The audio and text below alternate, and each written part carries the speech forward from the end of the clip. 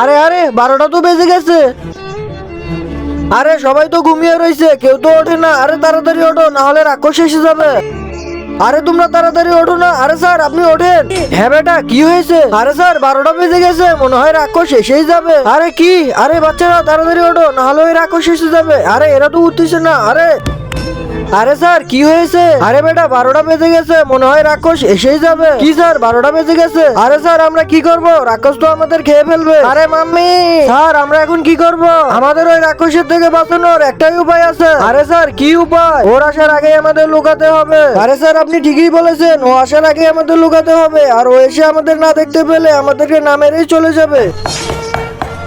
আরে আরে স্যার ও তো এসে গেছে, আমরা এখন কি করব? আরে বাচ্চা তাড়াতাড়ি তোমরা বেঞ্চের নিচে লুকিয়ে পড়ো। হ্যাঁ বাচ্চারা তাড়াতাড়ি বেঞ্চের নিচে লুকিয়ে পড়ো।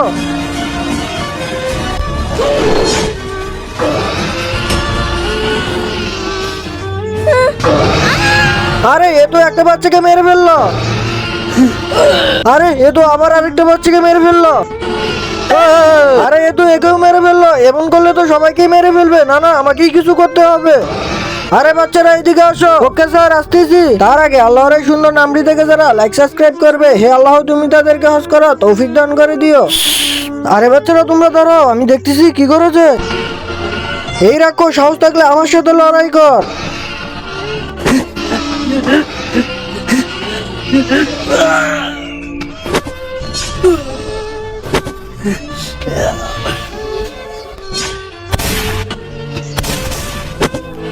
আমরা জিতে গেছি।